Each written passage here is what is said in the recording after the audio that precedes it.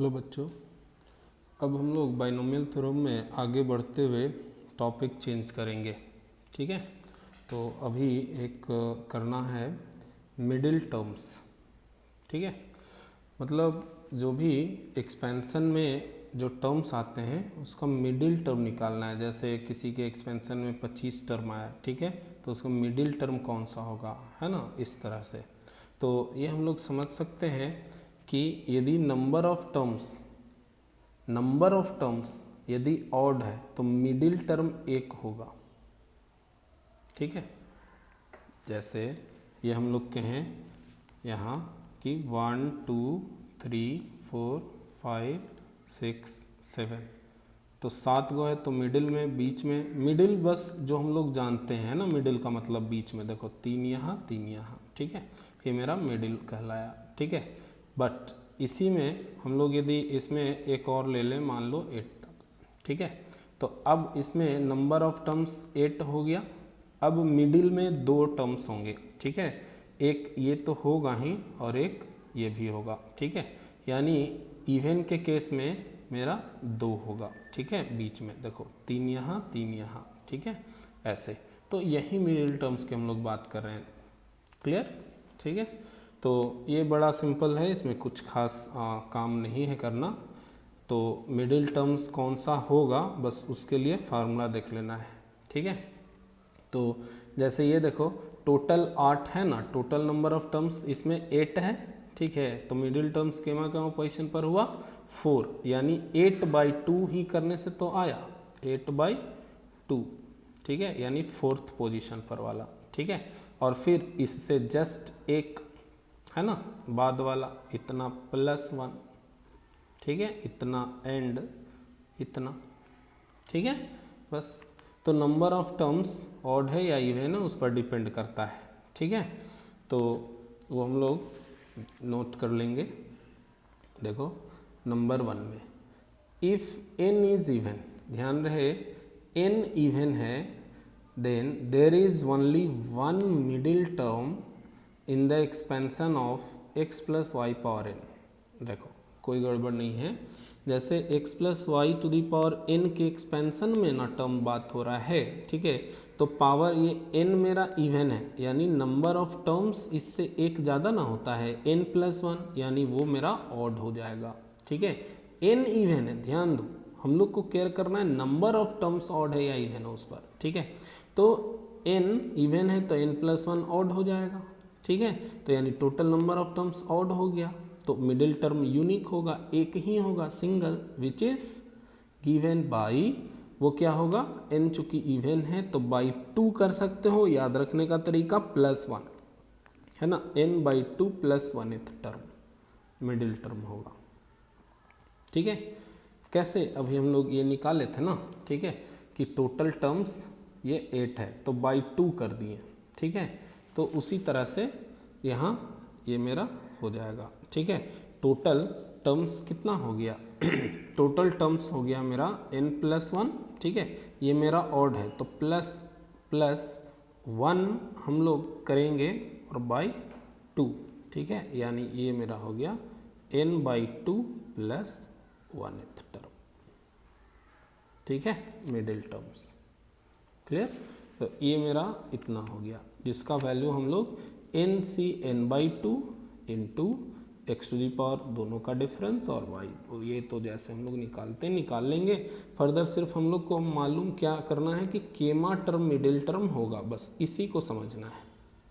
ठीक है ना। वैसे सेकंड में इफ n इज ऑड है ना, अब n ऑड हो गया तो अब इसके एक्सपेंशन में नंबर ऑफ टर्म्स n + 1 होंगे। ठीक है, यानी n + 1 यानी नंबर ऑफ टर्म्स n + 1 जो होगा वो इवन होगा, है ना। So there are 2 middle terms, है ना, विच आर गिवन बाय, देखो n + 1/2th and n + 1/2 + 1th term. ठीक है, n ऑड है यानी n + 1 इवन हो गया, नंबर ऑफ टर्म्स इवन हो गया। ठीक है, तो ये हो जाएगा। ठीक है, रटना नहीं है, नहीं तो फिर परेशान हो जाओगे। ये सब रेयरली कभी कदार यूज होगा, ठीक है, तो उसको देख लो। अभी जैसे हम बताए थे ना, ठीक है, इसके हेल्प से, ठीक है, बस समझ लेना है, ठीक है, ये याद रह जाता है, ठीक है।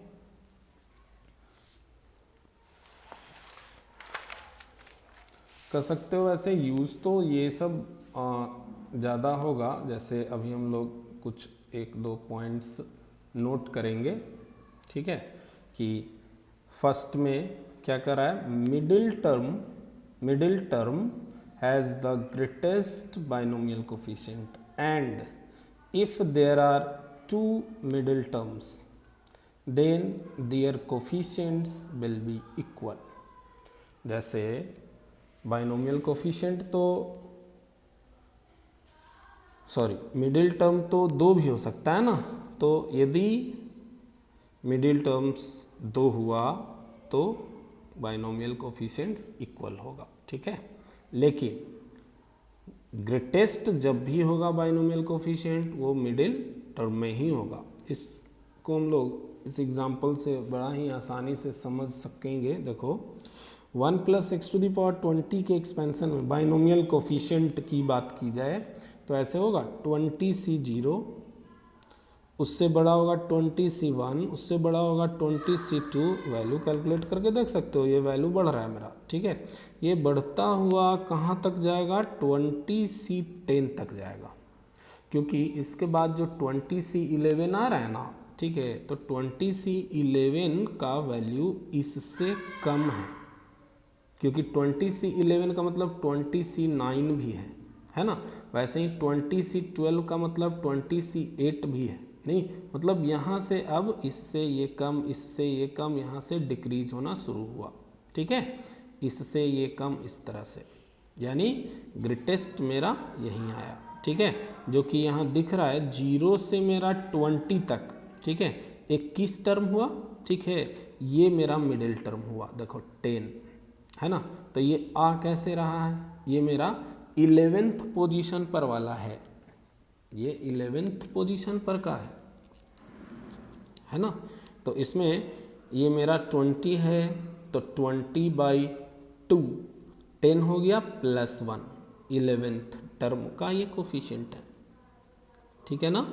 तो ये मेरा ग्रेटेस्ट हो गया, ठीक है। इसमें कह सकते हो टोटल 21 टर्म्स हैं, तो 10 यहाँ, ठीक है, और 10 यहाँ, और बीच में 20c10 जो कि ग्रेटेस्ट बाइनोमियल कोफिशिएंट हुआ, है ना। अब ये तो 20 इवन था, अब एक ऑड पर भी बात कर रहे हैं। जैसे 1 + x⁻21 है सपोज, ठीक है, तो इसमें क्या आएगा 21c0, 21c1, इस तरह से बढ़ता गया 20c10 और 21c10 और 21c11 ये दोनों इक्वल है, क्योंकि 21c11 को 20c10 भी तो कर सकते हैं, ये बोथ आर इक्वल, ठीक है। तो यहाँ से ये दोनों इक्वल हुआ, और फिर जो ही 11 से 12 पर जाएंगे अब डिक्रीज होना शुरू हो गया, फिर से डिक्रीज होता हुआ ये देखो 21c21 जो कि 1 होता है ना, 21c0 भी कह सकते हो, ठीक है। तो यानी इसमें टोटल टर्म्स क्या है, 0 से 21 तक मतलब 22 गो है, ठीक है। तो इवन है इसलिए 2 है ना, मिडिल वाला वो ग्रेटेस्ट होगा, जो कि दोनों इक्वल होगा। वहीं इस फर्स्ट नोट पॉइंट में लिखा गया है, कोई दिक्कत, ठीक है। अच्छा, इससे हम लोग एक और ऑब्जर्वेशन निकाल पाएँ, वो क्या है कि यहाँ जब 20 फिक्स था, ठीक है, तो यहाँ वेरी कर रहा है 0, 1, 2 ये है ना, तो किस लोअर सफिक्स के लिए ये ग्रेटेस्ट वैल्यू दे रहा है, तो 20 है तो 20/2 के लिए, मीन्स 10 के लिए, है ना। और यहाँ 21 है तो ये ग्रेटेस्ट वैल्यू दे रहा है किसके लिए, तो वो मेरा आ जा रहा है 21 - 1/2 यानी 10 और 21 + 1/2 यानी 11, है ना, और दोनों इक्वल ऑफ कोर्स, ठीक है। इसको हम लोग रिजल्ट बना करके आगे लिख सकते हैं है ना। तो ये देखो यहाँ पर नोट किया हुआ है सेकेंड पॉइंट में, NCR will be maximum when R is equal to n by 2 if n is even। देखो है ना, when R is equal to n minus 1 by 2 और n plus 1 by 2 if n is odd। ठीक है, ये जो अभी इसमें हम लोग कहे थे, ये देखो n by 2 यानी 20 by 2 10 हुआ, तब ये मैक्सिमम हुआ, है ना। और n माइनस 1 बाई 2 यानी ऑड के केस में देखो, है ना, 21 माइनस 1 बाई 2 यानी 10, या n plus 1 by 2 21 plus 1 22 by 2 यानी 11।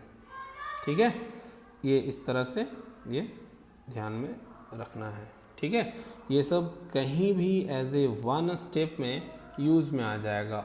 ठीक है, ये एक वही example, for example 20 CR will be maximum for R is equal to, है ना, ये।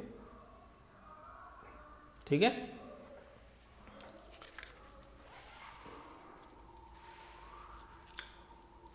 इस पर हम लोग मिडिल टर्म से रिलेटेड क्वेश्चंस वगैरह कुछ वैसा करने का ज़रूरत नहीं है, जो भी आएगा प्रॉब्लम्स वो बना सकते हो। ठीक है, कोई दिक्कत नहीं है। तो देखें आगे का क्वेश्चन।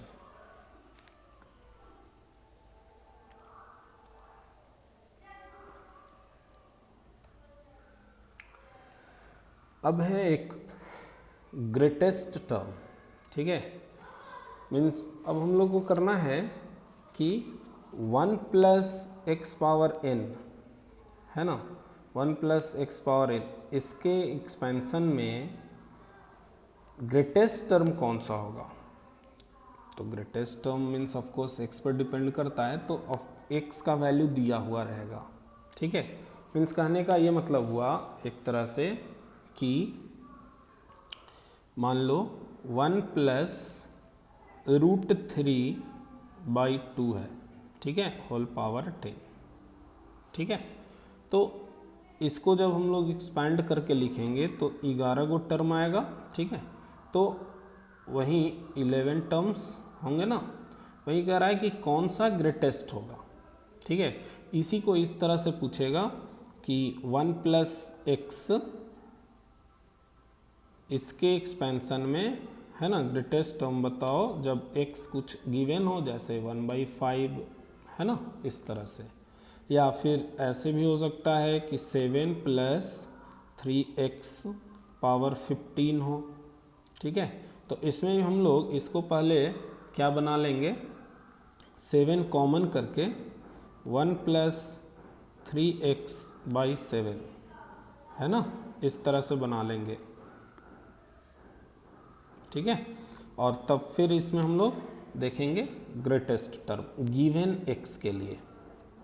ठीक है, ये यहाँ पर 1 क्यों बना ले रहे हैं, देखो चलिए 1 प्लस एक्स पावर 15, इसको जब एक्सपैंड करके हम लोग लिखते हैं, ठीक है, तो ये मेरा x जो भी वैल्यू हो तो उसके लिए वो आइदर इंक्रीज होता जाएगा या डिक्रीज होता जाएगा, कुछ भी होगा एक ही पैटर्न पर होगा। ठीक है ना, तो इसीलिए हम लोग करते हैं, है ना। तो वैसा क्यों, वो इसलिए कि हम लोग का प्रोसेस होता है, ग्रेटेस्ट टर्म हम लोग मान लेते हैं से r प्लस 1th टर्म जो है ग्रेटेस्ट टर्म है। ठीक है ना, तो यानी ये ग्रेटेस्ट टर्म है, तो हम लोग ऐसे कह सकते हैं कि इससे जस्ट पहले वाला टर्म जो TR होगा इससे भी ये ग्रेटर है या इक्वल भी हो सकता है ना। ठीक है, और एंड ये जो है इससे जस्ट बाद जो r प्लस 2th टर्म, ठीक है, इससे भी ये ग्रेटर है। इससे क्या होगा, मान लो R1 हम लोग लेते हैं, है ना, तो ये क्या दे रहा है, T2 is greater than T1, है ना। फिर 2 लेते हैं तो T2 से भी ज़्यादा है मेरा, ठीक है, तो इस तरह से क्या होता जाएगा कि T1 से बड़ा T2, T2 से बड़ा T3, नहीं तो सबसे बड़ा वो हो जाएगा, ठीक है। तो यानी यही मेरा कंडीशन होता है, ठीक है, और यही अप्रोच होता है, ठीक है। इसको हम लोग समझ सकते हैं, जस्ट एक एग्जाम्पल ही हम लोग लेंगे, ठीक है। अच्छा, एक बात और, ग्रेटेस्ट टर्म पूछे या न्यूमेरिकली ग्रेटेस्ट टर्म पूछे, दोनों एक ही बात है, ठीक है ना। तो इसलिए भी हम लोग करते हैं कि इसको मॉड में, ठीक है, लगा करके हम लोग कंडीशन लेंगे, ठीक है। न्यूमेरिकली ग्रेटेस्ट टर्म, इसमें कोई निगेटिव है ना वगैरह का कोई मतलब नहीं है, ठीक है। तो देखो आया जाए, ग्रेटेस्ट टर्म है ना, let r plus 1th term be the greatest term in the expansion of 1 plus x to the power n for given x, then we have, देखो ये r प्लस 1th टर्म है ना, greater than equal to TR होगा and this one, ठीक है। अच्छा, इसको हम लोग इस फॉर्म में बना लेते हैं, ये आगे क्लियर होगा कि क्यों, है ना। इसको यहाँ कर लिए और इसको भी यहाँ कर लिए, ठीक है। ये लेस देन इक्वल टू 1, ये ग्रेटर देन इक्वल टू 1, ठीक है। इसको हम लोग एग्जांपल्स के थ्रू समझेंगे बात को। तो क्वेश्चन पर आया जाए, क्वेश्चन है find the numerically greatest term. देखो अभी बता रहे थे ना, ग्रेटेस्ट टर्म बोलो या न्यूमेरिकली ग्रेटेस्ट टर्म बोलो, ठीक है, दोनों सेम है। In the expansion of 7 minus 5x to the power 11 when x equal to 2/3, ठीक है। यहाँ देखो 7 माइनस 5x है, इस माइनस को प्लस भी बना लो, ठीक है, कोई दिक्कत नहीं है, ठीक है। Solution, let r plus 1th term be the greatest term in this one, ठीक है, दैट इज इन, देखो यहाँ पर 1 बना लेना है ना। तो ये कॉमन हम लोग कर लिए 7 को, तो 7 power 11 into 1 plus 5x by 7 to the power 11, ठीक है। देयरफॉर क्या होगा, तो TR प्लस 1, देखो एक्चुअली यहाँ माइनस था, यहाँ जब प्लस ले ही लिए तो यहाँ मॉड का ज़रूरत नहीं है, कोई भी निगेटिव रहेगा ही नहीं, ठीक है। तो therefore TR plus 1 by TR greater than equal to 1, देखो यहाँ से है ना, ये वाला यहाँ से ये, ठीक है। तो लिखा जाए TR प्लस 1 को क्या होगा, 11CR होगा ना, यहाँ 11CR 5x, ये देखो 5x by 7 power r divided by 11CR minus 1, इससे एक कम 5x by 7 power r minus 1, ठीक है, ग्रेटर देन इक्वल टू 1। और इसको सिंप्लीफाई करें, देखो ये डिवाइड में ये हम लोग क्यों लिए थे, ये वाला फार्मूला यूज ताकि हो, ठीक है, उसके लिए, ठीक है ना। 11CR by 11CR minus 1 is equal to 11 minus R plus 1 by R, formula होता है, ठीक है, इनटू यहाँ देखो 5x बाई 7, एक ही ठो बचेगा ऊपर में, है ना, 5 बाई 7 इंटू x का मतलब 2/3 है ना, ये गिवन है ना, x का वैल्यू 2/3 के लिए निकालना है, पुट कर दो अब x का value 2/3 greater than equal to 1, ठीक है ना। और सिंप्लीफाई करें, है ना, ये 12 माइनस R इंटू 10, ये हो गया 21R, ठीक है इधर। और इसमें हम लोग ये 31 R less than equal to 120, R less than equal to 120 by 31, जो कि 3.8 समथिंग और हो सकता है कुछ होगा, ठीक है, इतना काफ़ी है हम काम करने के लिए, इसको कह दिए क्वेश्चन नंबर 1, ठीक है। एंड अब यहाँ पर समझना है कि जो दो कंडीशन हम लोग लेकर के चले थे, है ना, ये दिस एंड दिस, ठीक है। तो इन दोनों को नहीं सॉल्व करना है, इसको सॉल्व कर लिए ये डायरेक्ट हो जाएगा। कैसे, देखो इन दोनों में सिमिलरिटी समझो, जस्ट इसमें r को r+1 से रिप्लेस कर दो, r को r+1 से रिप्लेस कर दो और इनइक्वालिटी का साइन चेंज कर दो। देखो ग्रेटर देन इक्वल टू है, लेस देन इक्वल टू, ठीक है। यानी इसको सॉल्व करने से जो भी रिजल्ट आया है, ठीक है, ये इसमें क्या करेंगे कि r को r+1 से रिप्लेस करने के बाद इनइक्वालिटी का साइन चेंज कर देंगे, ठीक है। वो जो सॉल्यूशन देगा वो इसका सॉल्यूशन होगा। आई बात समझ में, ठीक है। तो इसलिए देखो ये लिखा गया है यहाँ, and now taking r+1 in place of r and changing sign of inequality, ठीक है ना। तो ये मेरा हो जाएगा r+1 greater than equal to 3.8, यानी r greater than equal to 2.8 something, ठीक है। ऐसे फ्रॉम 1 एंड 2 r मेरा ये हो जाएगा, बट r जो होता है वो होल नंबर होता है, इसलिए r 3 ही होना चाहिए, ठीक है। r मेरा 3 ही होना चाहिए, है ना। दैट इज T4, मतलब फोर्थ टर्म जो होगा ग्रेटेस्ट टर्म होगा, T4 B the greatest term. अब चूंकि ये पता लग गया कौन सा टर्म ग्रेटेस्ट होगा, उसके बाद तो वो टर्म हम लोग निकाल ही लेंगे, नहीं, ठीक है। जैसे ये देखो T4 निकाल लो, है ना, बस ये हो गया मेरा ग्रेटेस्ट टर्म, ठीक है। इस तरह से हम लोग ग्रेटेस्ट टर्म निकालते हैं। दिस इज द आंसर, ठीक है। अच्छा, इसमें आगे देखना है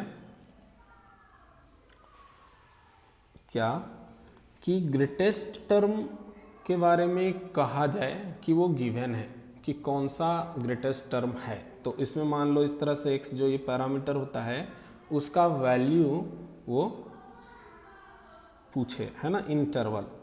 जैसे ये क्वेश्चन है, given that third term be the greatest term in the expansion of 1 + 3x power 6, then find the range of x, ठीक है। x का इंटरवल निकालना है। तो इसमें ध्यान रहे मॉड को छोड़ना नहीं है, ठीक है, ये मॉड को। तो हम लोग के पास चूंकि थर्ड टर्म ग्रेटेस्ट टर्म है, तो थर्ड टर्म को हम उससे जस्ट पहले यानी T2 के साथ कहेंगे, ठीक है ना। क्या क्या कहेंगे कि T3 जो है वो ग्रेटर देन है T2 से, ठीक है, ऐसे, है ना। एंड T3 ग्रेटर है उसके जस्ट बाद यानी T4 से भी, ठीक है। तो T2 को नीचे ले आओ, ये मेरा ग्रेटर देन इक्वल टू 1 हो जाएगा, है ना। फिर T3 पुट कर दो, T2 पुट कर दो, है ना, और सिंप्लीफाई कर लो, ठीक है। तो यहाँ से जो भी आया, है ना, ये मेरा हो जाएगा दिस और दिस, ठीक है। ये हम लोग आंसर कह देंगे,